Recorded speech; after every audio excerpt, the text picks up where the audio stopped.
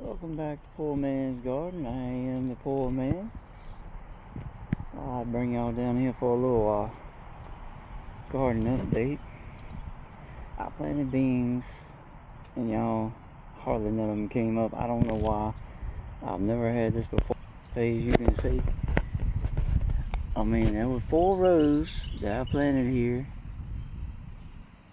and they are not doing squat. So I planted some more from a different company. Not squat. Now, I've grown beans in this garden before. This is the lower garden, that's the upper garden. You can see I used to have tomatoes down here in this one, but I've put them up there along with cucumbers and more beans, and the same thing up here. I mean, there's a row of beans up here, as you can see, that hardly nothing has come up. I mean, there's just all kinds of holes. I don't understand. I guess it was a bad batch of beans, or seeds. I think it's all the same thing. I don't understand it. The marigolds are doing awesome in this garden. That was from a seed. And of course the squash is doing awesome. Now these are from a seed as well. So I don't know what's going on with the beans. I had one that I wanted help from, and a lot of people commented. I want to thank you for that. And I asked a friend of mine, and she said it's probably something called damping off. Damping off. And what it is the soil is cold and wet. And what happened was that when it started growing, the seedling had roots. The top of it died off. I don't know why. So I asked a bunch of people from YouTube in a short to help me out. Thank you for those that took the time to comment and suggest things. And I asked her, she said, it's something called damping off. And we had a bunch of days that were, I don't know, I think it was in the 80s and 90s for 2 or 3 days, and then it would fall down and into the 50s and 60s for a week. Well, I got tired of waiting. I planted them because it was May.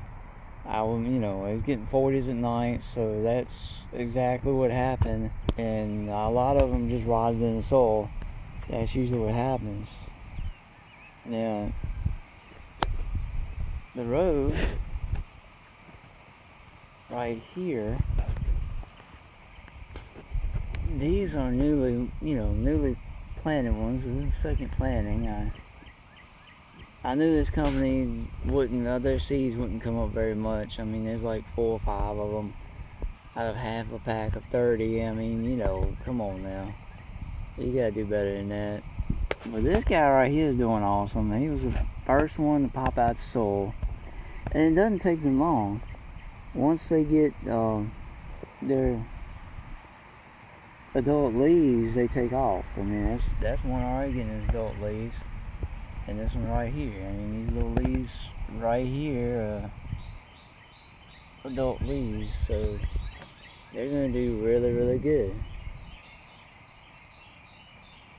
And I don't understand why they didn't. Now, these guys down here, they're doing awesome.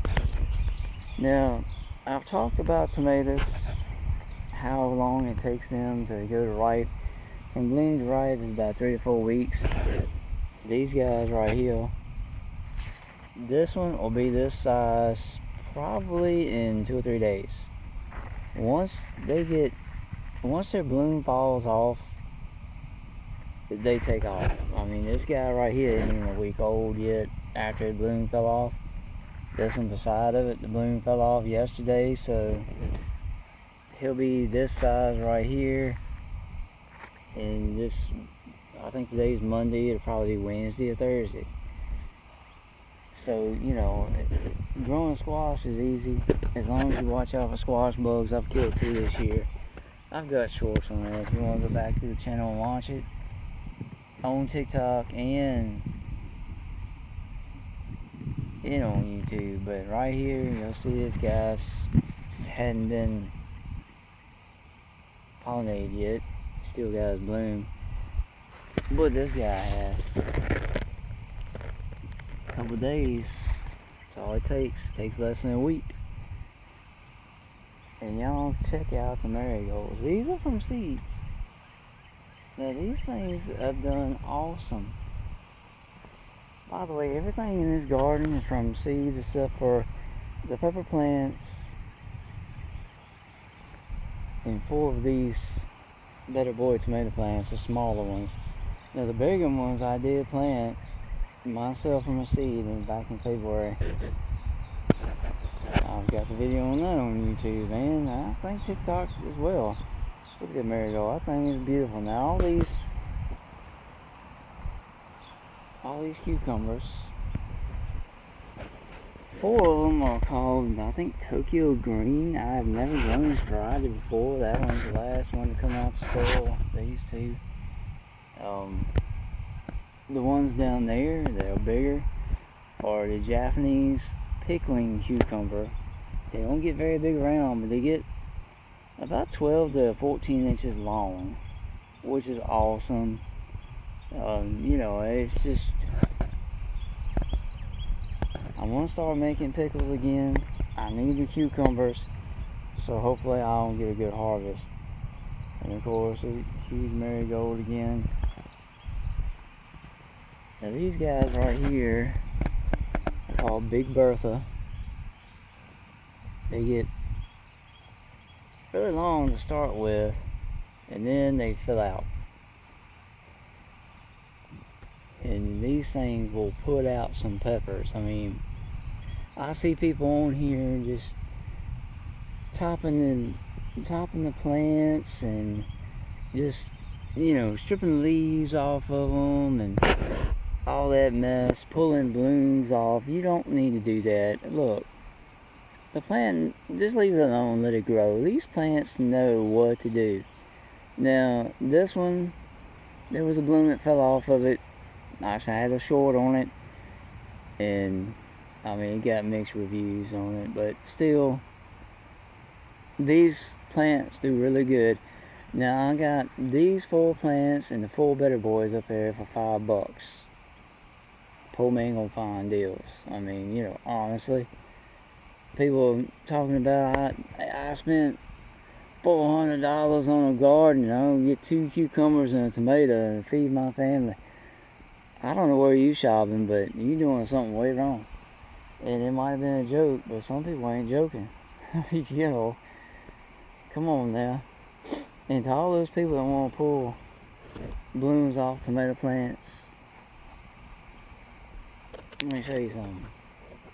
3 of them growing right there in a cluster, not pulling the blooms off. That's another 2 or 3 in a cluster. Soon to be 4. I mean, these things are, they're too small. No, they're not. They'll grow. They'll keep growing. Now this one right here, I had a problem with him. Now these got a little leggy when I grew them because I don't have a grow light. Let me get to the other side and I'll show you what I'm talking about. I don't have a grow light, an old greenhouse because I'm poor. Now, these laid over until I strung them, but this one broke right down here. So I stood it up and healed it, and it's probably then grown new roots because it's got new growth on it right there. So, these things are weird, but all of them are like it. I have never known a Better Boy to grow like this. No, they're not hybrids. These are USDA organic. I guess the others are the same way. But yeah, they're gonna have some big tomatoes on them, I can tell you that right now. So if you don't know, if you're first time gardener growing tomatoes, they get huge really fast and then they slow down. Don't know why. It's like, come on, go. But if you checking it every day, it takes forever. So just forget about them for about a week and come back and see how big they really are. Now, this guy a week ago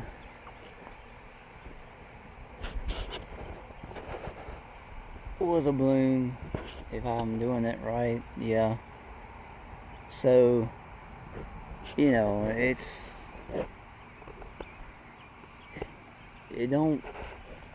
doesn't seem like it takes that long, but it really does. It takes a long time to get these things to grow, and you get them right. I mean, everybody wants to trim them and cut limbs off and leave them alone. Everybody will look at this and say, oh man, you need to cut that, and they're all crammed up in there. You know what? It ain't hurting nothing. It's been so dry this year that, I mean, I can really care less they crammed together. Last year was a disaster. You can go back, look at all my fails and follies. I mean, you know, it was a disaster. So that's the garden update. Everything is from a seed except for 8 plants. I paid $5 for. I mean, you know, poor man gotta do what poor man does, right? I'm gonna tell you, if you're watching this, you thinking about you on the fence for a garden, grow you one. You will not be disappointed. Don't get all these naysayers that say, I spent $300-400 and I got 2 tomatoes and a cucumber and maybe a bell pepper, and they doing something really wrong. All these seeds and plants, I probably have less than $50 tied up in the whole garden. And trust me, I will get more than my $50 back plus some in produce. I make, even on the better boys, I had Romas last year. I had 4 Roma plants from the same country store, and it was a disaster. I mean, you know, it was just so wet. I got a bunch of tomatoes and I made some sauce, but this year I'll make sauce out of the better boys. I mean, it's just more water, less flesh, but it still makes